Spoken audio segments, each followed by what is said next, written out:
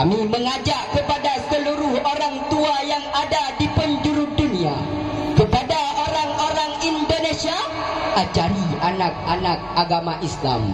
Kepada orang Jepang, Sankyana bun kyoto, anatana mo kyoto mo kyon dateo. dan kepada orang-orang Jerman, People of Future of Religion. dan khususnya kepada orang-orang Aceh, tak perlu lupa agama.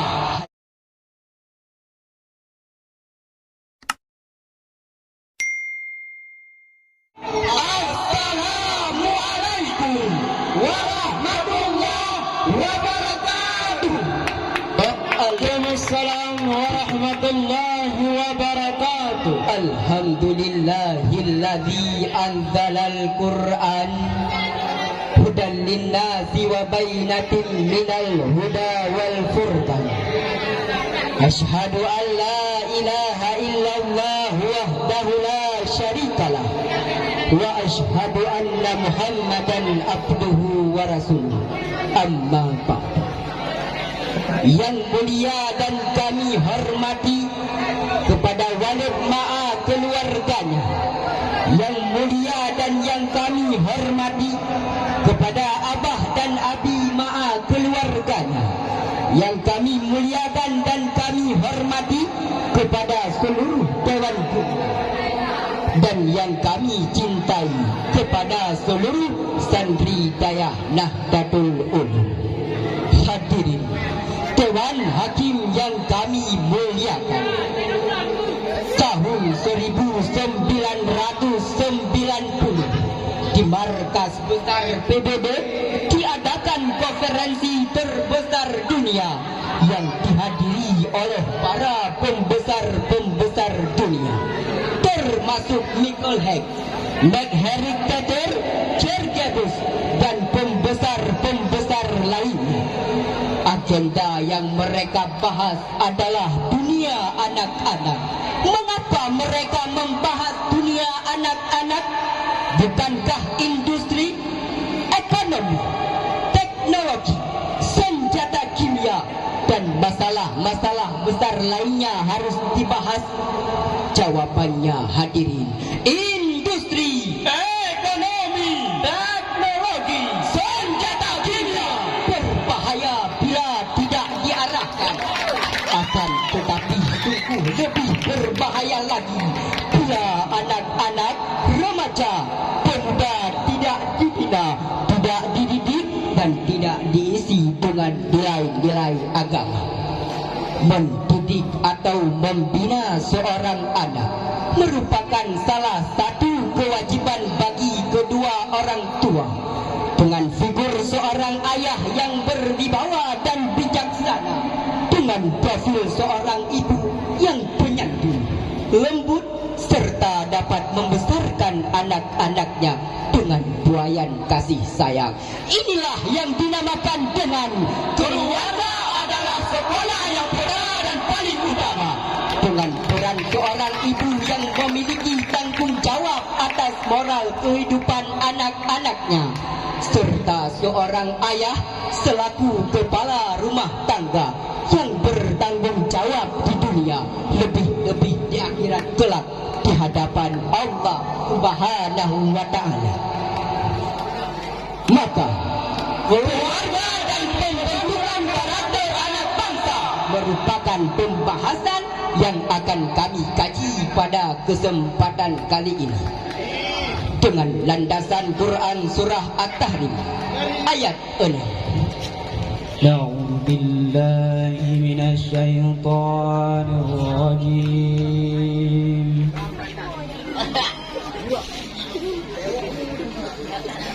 Bismillahirrahmanirrahim.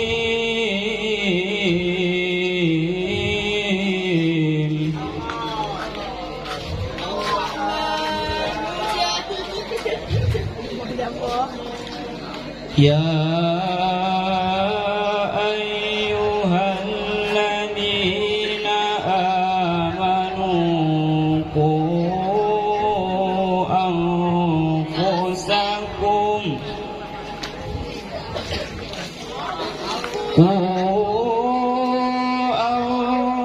أنفسكم وأهليكم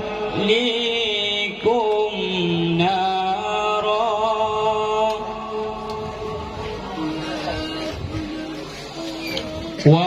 وقودها الناس والحجارة عليها ملائكة غلاد شداد لا يعصون الله ما أمرهم ويفعلون ما يؤمرون.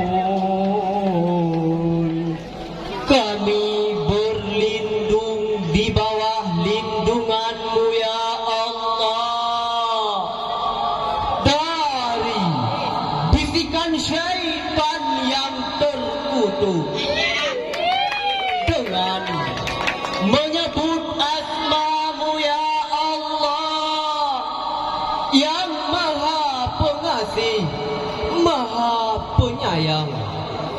Wahai orang-orang yang beriman, jagalah dirimu dan keluargamu dari api neraka yang bahan bakarnya adalah manusia dan batu. Penjaganya malaikat-malaikat yang kasar dan keras, yang tidak durhaka kepada Allah terhadap apa yang Dia perintahkan dan selalu mengerjakan apa yang diperintahkan.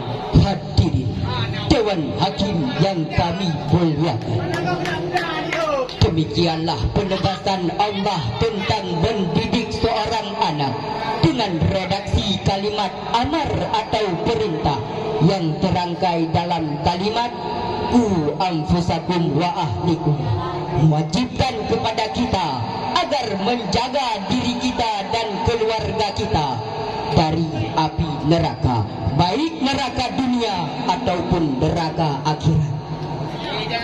Lalu siapakah yang dimaksud ahli dalam ayat tersebut?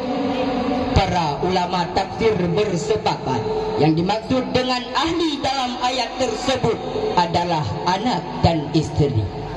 Ketika turun ayat tersebut, Umar bin Khattab bertanya kepada Rasulullah, "Ya Rasulullah, kami telah menjaga diri kami, lalu bagaimana kami harus menjaga anak dan istri kami?" Rasulullah menjawab, "Kalian perintahkan terhadap mereka terhadap hal-hal yang diperintahkan Allah kepadamu, dan kamu larang dan kamu cegahkan kepada mereka terhadap hal-hal yang dilarang Allah kepadamu."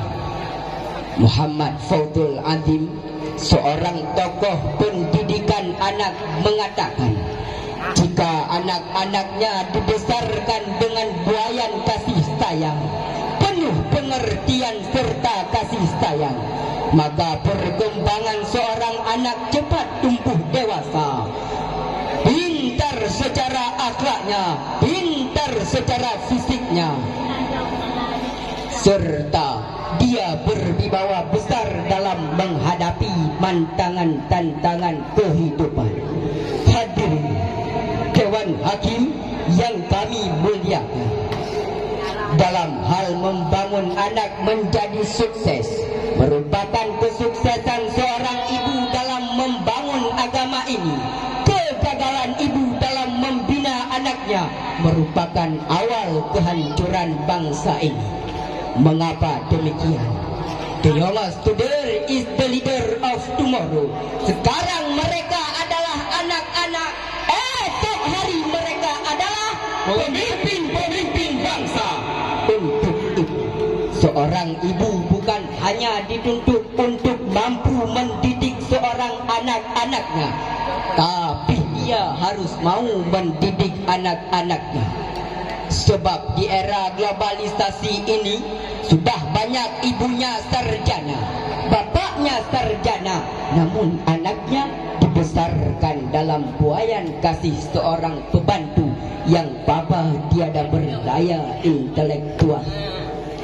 Padahal dengan sikap ibu seperti itu berarti penghambat terbentuknya anak-anak yang soleh, yang pada hakikatnya menghambat terhadap pembentukan SDM, sumber daya manusia yang berkualitas. Untuk itu perlu kita ingat dan jangan sampai kita lupa. Bagi kita seorang keluarga mempunyai anak yang soleh dan soleha merupakan idaman bagi setiap keluarga. Namun semua itu akan menjadi musuh bagi kita apabila kita tidak berhati-hati terhadapnya. Sebagaimana Allah telah mengisyaratkan di dalam kitab suci Al-Quran, surah At-Taghabun ayat 14. Ya ayyuhalladzina inna min azwajikum wa auladikum inna min azwajikum wa auladikum aduwwan lakum fahdharuhum wa in ta'fu wa tasfahu wa taghfiru fa innallaha ghafurur rahim. Shadaqallahul azim.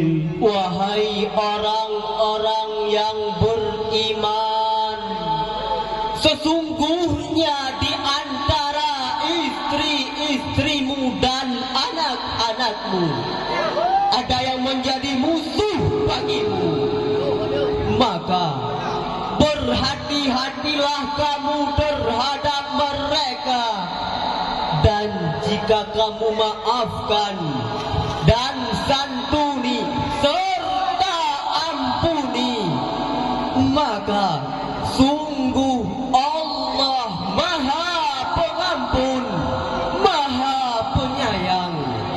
Maha benar Allah atas segala firman-firman-Nya.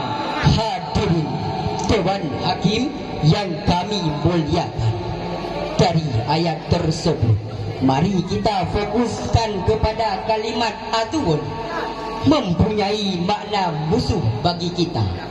Sedangkan kalimat fahdurhum di dalam kamus lisan Al-Arabiyah berarti waspada atau kita harus berhati-hati terhadap anak dan istri. Jangan sampai cinta kita kepada mereka melebihi cinta kita kepada Allah Subhanahu wa ta'ala. Syekh Bal'am contohnya, dia merupakan seorang yang cukup alim. Dia merupakan seorang yang istijabah doa ketika pada masa Nabi Musa. Akan tetapi dia binasa di ujung hayatnya dikarenakan istrinya. Ketika orang kafir menyeru kepadanya untuk berdoa kepada Nabi Musa agar Nabi Musa sesat di dalam padang teh, dia tidak mau mengerjakannya. Akan tetapi ketika orang kafir merayu kepada istrinya dan istrinya merayu kepadanya, karena cintanya lebih besar kepada istrinya, cintanya lebih besar kepada istrinya, sehingga dia mau berdoa kepada Nabi Musa, sehingga Allah murka terhadapnya. Hadirin, yang dapat kita simpulkan, sesungguhnya potensi anak-anak di masa ini mari kita kembangkan dan kita arahkan kepada jalan yang benar agar Allah menghidupkan agama sejahtera. Karena masa muda merupakan masa yang penuh dengan harapan, penuh dengan cita-cita, dan penuh dengan romantika kehidupan yang sangat indah. Maka bagi seorang orang tua harus mendidik anaknya dengan penuh kasih sayang dan pengertian, supaya anaknya tumbuh dewasa dengan cerdas dan dia berwibawa besar dalam menghadapi segala tantangan hidupnya. Dan pada akhirnya kami mengajak kepada seluruh orang tua yang ada di penjuru dunia, kepada orang-orang Indonesia, ajari anak-aanak agama Islam. Kepada orang Jepang, Sangkiana bun kyoto anatana mo kyodo mo kyon datteo. dan kepada orang-orang Jerman, One people of student of religion. dan khususnya kepada orang-orang Aceh, tak perlu lupa agama. Hanya ini yang dapat kami sampaikan. Mohon maaf atas segala